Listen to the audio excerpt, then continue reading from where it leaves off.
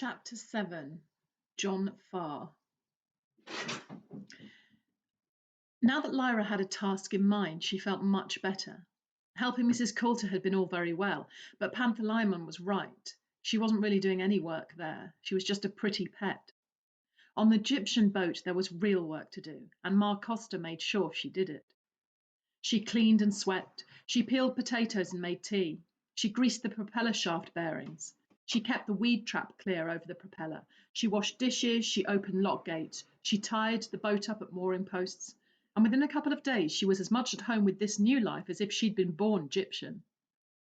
What she didn't notice was that the Costas were alert every second for unusual signs of interest in Lyra from the waterside people. If she hadn't realised it, she was important, and Mrs. Coulter and the Ablation Board were bound to be searching everywhere for her. Indeed, Tony heard from gossip in pubs along the way that the police were making raids on houses and farms and building yards and factories without any explanation, though there was a rumour that they were searching for a missing girl. And that in itself was odd, considering all of the kids that had gone missing without being looked for. Egyptians and landfolk alike were getting jumpy and nervous. And there was another reason for the Costas' interest in Lyra, but she wasn't to learn that for a few days yet. So they took to keeping her below decks when they passed a lockkeeper's cottage or a canal basin, or anywhere there were likely to be idlers hanging about. Once they passed through a town where the police were searching all the boats that came along the waterway and holding up the traffic in both directions. The Costas were equal to that, though. There was a secret compartment beneath Ma's bunk where Lyra lay cramped for 2 hours while the police banged up and down the length of the boat unsuccessfully. "Why didn't their demons find me, though?" she asked afterwards, and Ma showed her the lining of the secret space, cedarwood, which had a soporific effect on demons. And it was true that Panther Lyman had spent the whole time happily asleep by Lyra's head. Slowly, with many halts and detours, the Costas' boat drew nearer the fens, that wide and never fully mapped wilderness of huge skies and endless marshland in eastern Anglia. The furthest fringe of it mingled indistinguishably with the creeks and tidal inlets of the shallow sea, and the other side of the sea mingled indistinguishably with Holland, and parts of the fens had been drained and diked by Hollanders, some of whom had settled there, so the language of the fens was thick with Dutch. But parts had never been drained or planted or settled at all, and in the wildest central regions where eels slithered and waterbirds flocked, where eerie marsh fires flickered and waylackers tempted careless travellers to their doom in the swamps and bogs, the Egyptian people had always found it safe to muster. And now by 1,000 winding channels and creeks and watercourses, Egyptian boats were moving in towards the Bayernplatz, the only patch of slightly higher ground in the hundreds of square miles of marsh and bog. There was an ancient wooden meeting hall there with a huddle of permanent dwellings around it, and wharves and jetties and an eel market. When a Bayern roping was called, a summons or muster of Egyptians, so many boats filled the waterways that you could walk for a mile in any direction over their decks, or so it was said. The Egyptians ruled in the fens. No one else dared enter, and while the Egyptians kept the peace and traded fairly, the landlopers turned a blind eye to the incessant smuggling and the occasional feuds. If Egyptian body floated ashore down the coast or got snagged in a fishnet, well, it was only Egyptian. Lyra listened enthralled to tales of the fen dwellers, of the great ghost dog Black Shuck, of the marsh fires arising from bubbles of witch oil, and began to think of herself as Egyptian even before they reached the fens. She had soon slipped back into her Oxford voice, and now she was acquiring Egyptian one, complete with fen Dutch words. Ma Costa had to remind her of a few things. "You ain't Egyptian, Lyra. You might pass for Egyptian with practice, but there's more to us than Egyptian language. There's deeps in us and strong currents. We're water people all through, and you ain't. You're a fire person. What you're most like is marsh fire. That's the place you have in the Egyptian scheme. You got witch oil in your soul. Deceptive, that's what you are, child." Lyra was hurt. "I ain't never deceived anyone. You ask—" There was no one to ask, of course, and Ma Costa laughed, but kindly. "Can't you see I'm a paying you a compliment, you goslin?" she said, and Lyra was pacified, though she didn't understand. When they reached the Bayernplatz, it was evening, and the sun was about to set in a splash of bloody sky. The low island and the Saal were humped blackly against the light, like the clustered buildings around. Threads of smoke rose into the still air, and from the press of boats all around came the smells of frying fish of smoke leaf, of Geneva spirit. They tied up close to the Zal itself, at a mooring Tony said had been used by their family for generations. Presently, Ma Costa had the frying pan going, with a couple of fat eels hissing and spluttering, and the kettle on for potato powder. Tony and Karim oiled their hair, put on their finest leather jackets and blue-spotted neckerchiefs, loaded their fingers with silver rings, and went to greet some old friends in the neighbouring boats and drink a glass or two in the nearest bar. They came back with important news. "We got here just in time. The roping's this very night. And they're saying in the town, what do you think of this? They're saying that the missing child's on an Egyptian boat and she's going to appear tonight at the roping." He laughed loudly and ruffled Lyra's hair. Ever since they'd entered the fence, he had been more and more good-tempered, as if the savage gloom his face showed outside were only a disguise. And Lyra felt an excitement growing in her breast as she ate quickly and washed the dishes before combing her hair, tucking the alethiometer into the wolfskin coat pocket, and jumping ashore with all the other families making their way up the slope to the Zal. She had thought Tony was joking. She soon found out that he wasn't, or else that she looked less like Egyptian than she'd thought, for many people stared and children pointed, and by the time they reached the great doors of the Zal, they were walking alone between a crowd on either side, who had fallen back to stare and give them room. And then Lyra began to feel truly nervous. She kept close to Ma Costa, and Pantalaimon became as big as he could and took his panther shape to reassure her. Ma Costa trudged up the steps as if nothing in the world could possibly either stop her or make her go more quickly, and Tony and Karim walked proudly on either side like princes. The hall was lit by naphtha lamps, which shone brightly enough on the faces and bodies of the audience, but left the lofty rafters hidden in darkness. The people coming in had to struggle to find room on the floor, where the benches were already crowded. But families squeezed up to make space, children occupying laps and demons curling up underfoot or perching out of the way on the rough wooden walls. At the front of the Zal there was a platform with 8 carved wooden chairs set out. As Lyra and the Costas found space to stand along the edge of the hall, there was nowhere left to sit. 8 men appeared from the shadows at the rear of the platform and stood in front of the chairs. A ripple of excitement swept over the audience as they hushed one another and shoved themselves into spaces on the nearest bench. Finally, there was silence, and 7 of the men on the platform sat down. The one who remained was in his 70s, but tall and bull-necked and powerful. He wore a plain canvas jacket and a checked shirt, like many Egyptian men. There was nothing to mark him out, but the air of strength and authority he had. Lyra recognised it. Uncle Asriel had it, and so did the Master of Jordan. This man's demon was a crow, very much like the Master's raven. "That's John Farr, the Lord of the Western Egyptians," Tony whispered. John Farr began to speak in a deep, slow voice. "Egyptians, welcome to the roping. We've come to listen and come to decide. You all know why. There are many families here who've lost a child. Some have lost 2. Someone is taking them. To be sure, landlopers are losing children too. We have no quarrel with landlopers over this. Now, there's been talk about a child and a reward. Here's the truth to stop all gossip. The child's name is Lyra Belacqua, and she's being sought by the landloper police. There is a reward of 1,000 sovereigns for giving her up to them. She's a landloper child, and she's in our care, and there she's going to stay. Anyone tempted by these 1,000 sovereigns had better find a place neither on land nor on water. We ain't giving her up." Lyra felt a blush from the roots of her hair to the soles of her feet. Pantalaimon became a brown moth to hide. Eyes all around were turning to them, and she could only look up at Ma Costa for reassurance. But John Farr was speaking again. "Talk all we may, we won't change out. We must act if we want to change things. Here's another fact for you. The gobblers, these child thieves, are taking their prisoners to a town in the far north, way up in the land of dark. I don't know what they do with them there. Some folks say they kill them, other folks say different. We don't know. What we do know is that they do it with the help of the landloper police and the clergy. Every power on land is helping them. Remember that. They know what's going on, and they'll help it whenever they can. So what I'm proposing ain't easy, and I need your agreement. I'm proposing that we send a band of fighters up north to rescue them kids and bring them back alive. I'm proposing that we put our gold into this and all the craft and courage we can muster." "Yes, Raymond van Gerrit?"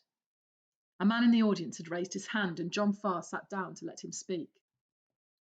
Beg pardon, Lord Farr, there's landloper kids as well as Gyptians been taken captive. Are you saying we should rescue them as well? John Farr stood up to answer. Raymond, are you saying we should fight our way through every kind of danger to a little group of frightened children, and then say to some of them that they can come home, and to the rest that they have to stay? No, you're a better man than that.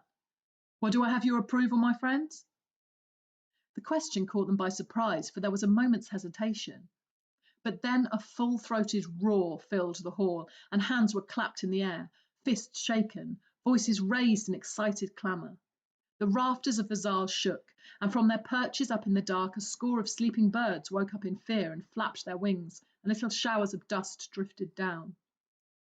John Farr let the noise continue for a minute, and then raised his hand for silence again.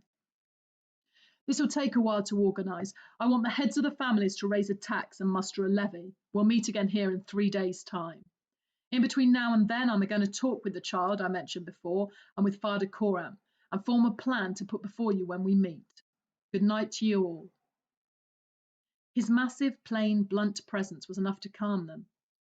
As the audience began to move out of the great doors into the chilly evening, to go to their boats or to the crowded bars of the little settlement, Lyra said to Mar Costa, "Who are the other men on the platform?"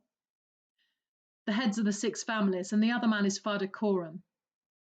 It was easy to see who she meant by the other man, because he was the oldest one there.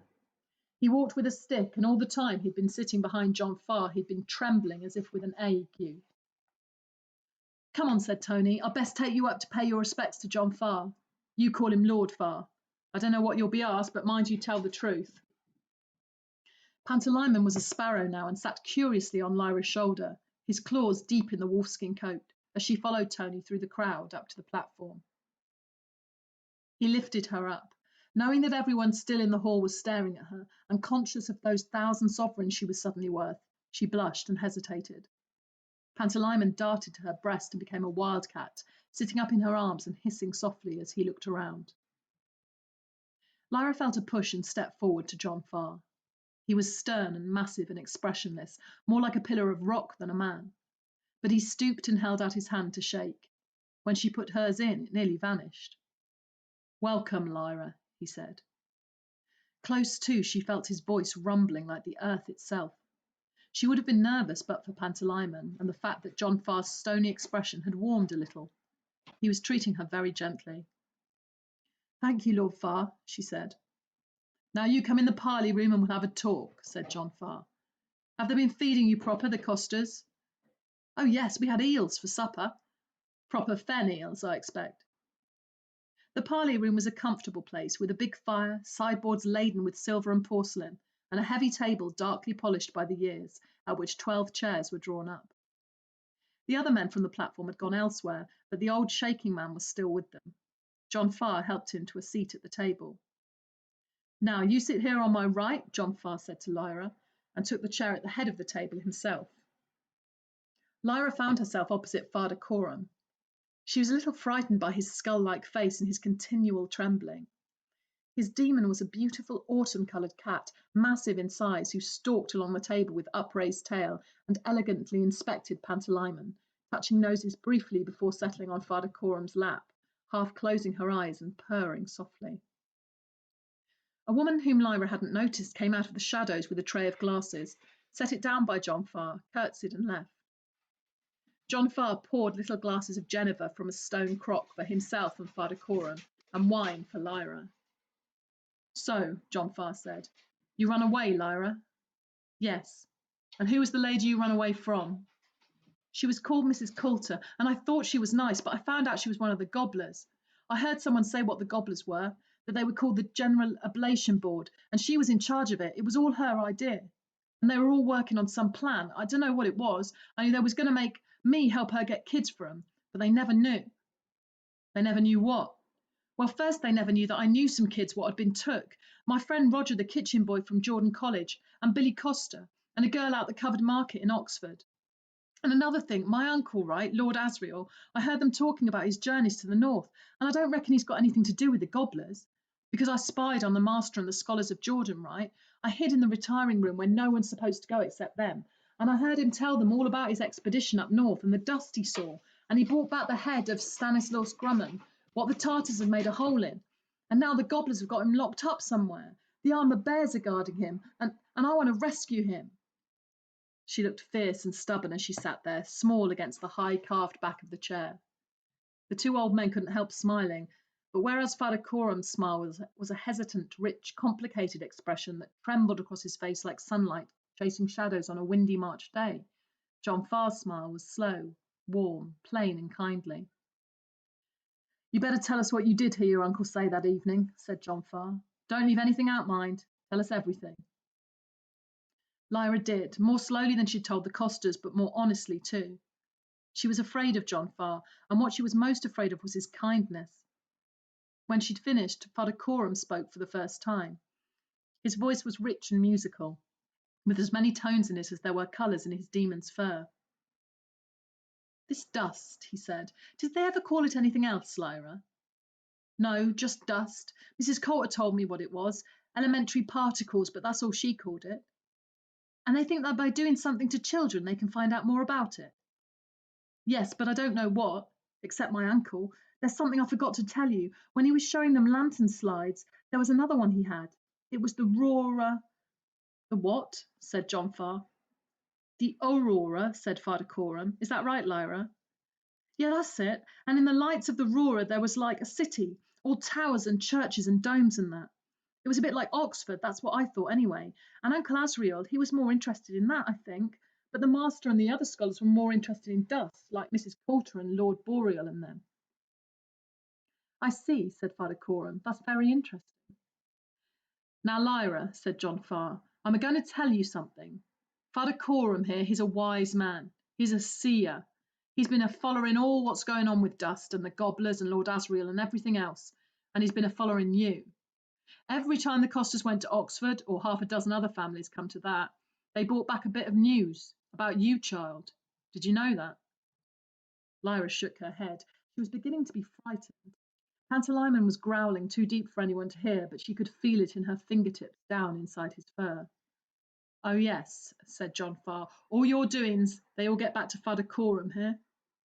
Lyra couldn't hold it in. "We didn't damage it, honest. It was only a bit of mud, and we never got very far." "What are you talking about, child?" said John Farr. Father Coram laughed. When he did that, his shaking stopped and his face became bright and young. But Lyra wasn't laughing. With trembling lips, she said, "And even if we had found the bung, we'd never have took it out. It was just a joke. We wouldn't have sunk it, never." Then John Farr began to laugh too. He slapped a broad hand on the table so hard the glasses rang, and his massive shoulders shook, and he had to wipe away the tears from his eyes. Lyra had never seen such a sight, never heard such a bellow. It was like a mountain laughing. "Oh yes," he said, when he could speak again. "We heard about that too, little girl. I don't suppose the Costas have set foot anywhere since then without being reminded of it. You better leave a guard on your boat, Tony, people say. Fierce little girls round here. Oh, that story went all over the fens, child, but we ain't going to punish you for it. No, no, ease your mind." He looked at Father Coram, and the two old men laughed again, but more gently, and Lyra felt contented and safe. Finally, John Farr shook his head and became serious again. "I was saying, Lyra, as we knew about you from a child, from a baby, you ought to know what we know. I can't guess what they told you at Jordan College about where you came from, but they don't know the whole truth of it. Did they ever tell you who your parents were?" Now Lyra was completely dazed. "Yes," she said. They said They said Lord Asriel put me there because my mother and father died in an airship accident. That's what they told me." "Ah, did they? Well now, child, I'm going to tell you a story. A true story. I know it's true because a Gyptian woman told me, and they all tell the truth to John Farr and Father Coram. So this is the truth about yourself, Lyra. Your father never perished in no airship accident, because your father is Lord Asriel." Lyra could only sit in wonder. "Here's how it came about," John Farr went on.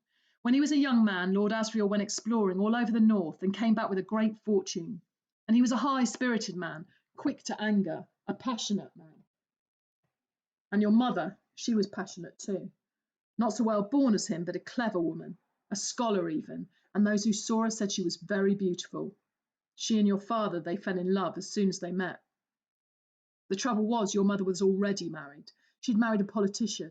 He was a member of the King's Party, one of his closest advisers, a rising man. Now, when your mother found herself with child, she feared to tell her husband the child wasn't his. And when the baby was born, that's you, girl, it was clear from the look of you that you didn't favour her husband, but your true father, and she thought it best to hide you away and give out that you'd died. So you was took to Oxfordshire, where your father had estates, and put in the care of an Egyptian woman to nurse. But someone whispered to your mother's husband what had happened, and he came a-flying down and ransacked the cottage where the Egyptian woman had been. Only she'd fled to the great house, and the husband followed after in a murderous passion. Your father was out hunting, but they got word to him, and he came riding back in time to find your mother's husband at the foot of the staircase. Another moment, and he'd have forced open the closet where the Egyptian woman was hiding with you. But Lord Asriel challenged him, and they fought there and then, and Lord Asriel killed him. The Egyptian woman heard and saw it all, Lyra, and that's how we know. The consequence was a great lawsuit. Your father ain't the kind of man to deny or conceal the truth, and it left the judges with a problem. He'd killed all right, he'd shed blood, but he was defending his home and his charge against an intruder. On t'other hand, the law allows any man to avenge the violation of his wife, and the dead man's lawyers argue that he were doing just that. The case lasted for weeks with volumes of argument back and forth. In the end, the judges punished Lord Asriel by confiscating all his property and all his land, and left him a poor man, and he had been richer than a king. As for your mother, she wanted nothing to do with it, nor with you. She turned her back. The Egyptian nurse told me she'd often been afeard of how your mother would treat you, because she was a proud and scornful woman. So much for her. Then there was you. If things had fallen out different, Lyra, you might have been brought up Egyptian, because the nurse begged the court to let her have you. But we Egyptians got little standing in the law. The court decided you was to be placed in a priory, and so you were, with the Sisters of Obedience at Watlington. You won't remember. But Lord Asriel wouldn't stand for that. He had a hatred of priors and monks and nuns, and being a high-handed man, he just rode in one day and carried you off, not to look after himself, nor to give to the Egyptians. He took you to Jordan College and dared the law to undo it. Well, the law let things be. Lord Asriel went back to his explorations, and you grew up at Jordan College. The one thing he said, your father, the one condition he made was that your mother shouldn't be let see you. If she ever tried to do that, she was to be prevented, and he was to be told, because all the anger in his nature had turned against her now. The master promised faithfully to do that, and so time passed. Then come all this anxiety about dust, and all over the country, all over the world, wise men and women too began a worrying about it. It wasn't of any account to us Egyptians until they started taking our kids. That's when we got interested. And we got connections in all sorts of places you wouldn't imagine, including Jordan College. You wouldn't know, but there's been someone watching over you and reporting to us ever since you've been there. Because we got an interest in you, and that Egyptian woman who nursed you, she never stopped being anxious on your behalf. Who was it watching over me? Said Lyra. She felt immensely important and strange that all her doings should be an object of concern so far away. It was a kitchen servant. It was Bennie Johansson, the pastry cook. He's half Egyptian. You never knew that, I'll be bound. Bennie was a kindly, solitary man, one of those rare people whose demon was the same sex as himself. It was Bennie she'd shouted at in her despair when Roger was taken, and Bennie had been telling the Egyptians everything. She marvelled. So anyway, John Farr went on, we heard about you going away from Jordan College, and how it came about at a time when Lord Asriel was imprisoned and couldn't prevent it. And we remembered what he'd said to the master that he must never do. And we remembered that the man your mother had married, the politician Lord Asriel killed, was called Edward Coulter. Mrs. Coulter, said Lyra, quite stupefied. She ain't my mother. She is. And if your father had been free, she wouldn't never have dared to defy him, and you'd still be at Jordan, not knowing a thing. But what the master was a-doing letting you go is a mystery I can't explain. He was charged with your care. All I can guess is that she had some power over him. Lyra suddenly understood the master's curious behaviour on the morning she'd left. But he didn't want to, she said, trying to remember it exactly. I had to go and see him first thing that morning, and I mustn't tell Mrs. Coulter. It was like he wanted to protect me from Mrs. Coulter. She stopped and looked at the two men carefully, and then decided to tell them the whole truth about the retiring room. See, there was something else. That evening I hid in the retiring room. I saw the master try to poison Lord Asriel. I saw him put some powder in the wine, and I told my uncle, and he knocked the decanter off the table and spilled it. So I saved his life. I can never understand why the master would want to poison him, because he was always so kind. Then on the morning I left, he called me in early to his study, and I had to go secretly so no one would know. And he said— Lyra racked her brains to try and remember exactly what it was the master had said. No good. She shook her head. The only thing I could understand was that he gave me something, and I had to keep it secret from her, from Mrs. Coulter, I suppose. It's all right if I tell you. She felt in the pocket of the wolfskin coat and took out the velvet package. She laid it on the table, and she sensed John Farr's massive, simple curiosity and Father Corum's bright, flickering intelligence, both trained on it like searchlights. When she laid the alethiometer bare, it was Father Corum who spoke first. I never thought I'd ever set eyes on one of them again. That's a symbol reader. Did he tell you anything about it, child? No, only that I'd have to work out how to read it by myself, and he called it an alethiometer. What's that mean? Said John Farr, turning to his companion. That's a Greek word. I reckon it's from aletheia, which means truth. It's a truth measure. And have you worked out how to use it? He said to her. No, least I can make the 3 shorthands point to different pictures, but I can't do anything with the long one. It goes all over. Except sometimes, right? Sometimes when I'm sort of concentrating, I can make the long needle go this way or that just by thinking it. What's it do, Father Corum? Said John Farr. And how do you read it? All these pictures around the rim, said Father Corum, holding it delicately towards John Farr's blunt, strong gaze. They're symbols, and each one stands for a whole series of things. Take the anchor there. The first meaning of that is hope, because hope holds you fast like an anchor so you don't give way. The second meaning is steadfastness. The third meaning is snag or prevention. The fourth meaning is the sea, and so on down to 10, 12, maybe a never-ending series of meanings. And do you know them all? I know some, but to read it fully I'd need the book. I've seen the book and I know where it is, but I ain't got it.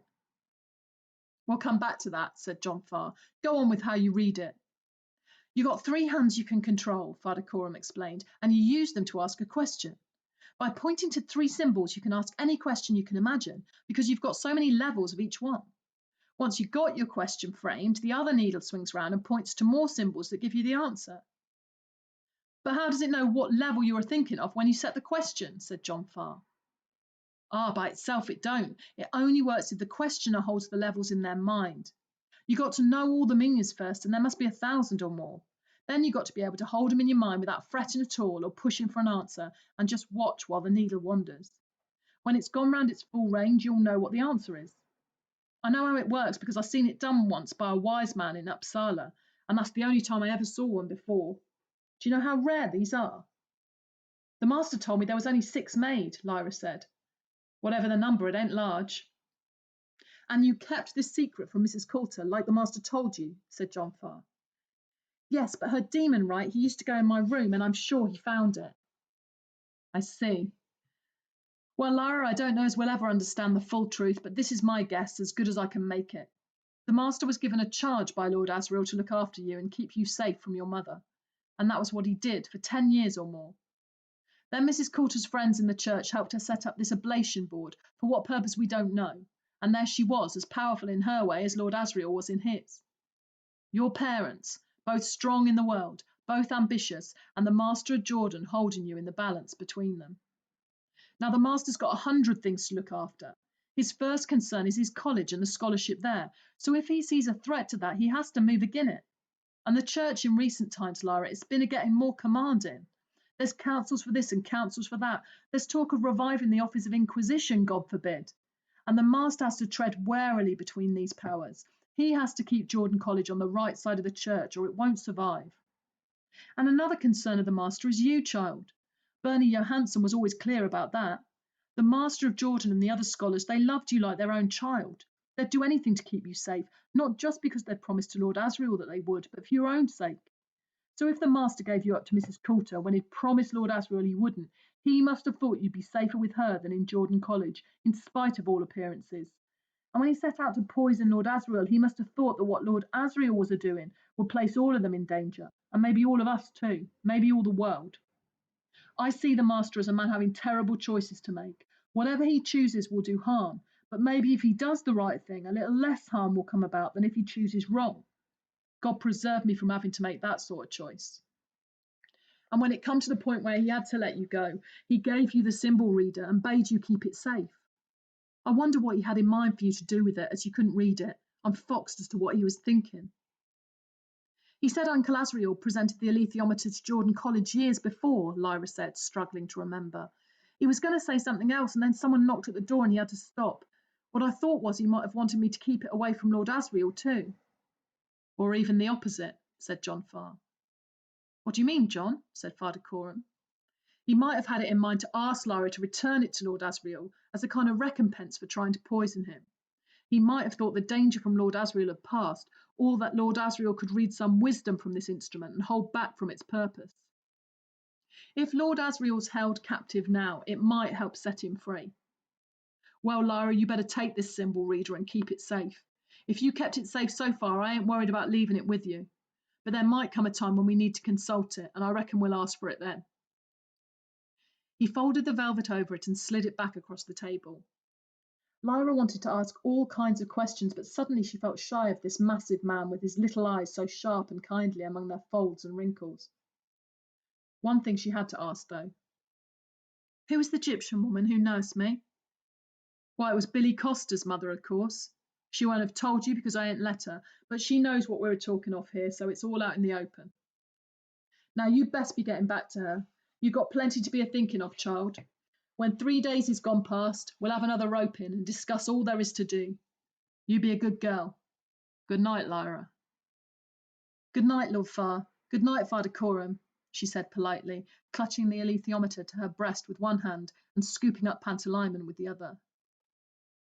Both old men smiled kindly at her. Outside the door of the Parley Room, Ma Costa was waiting, and, as if nothing had happened since Lyra was born, the boat mother gathered her into her great arms and kissed her before bearing her off to bed.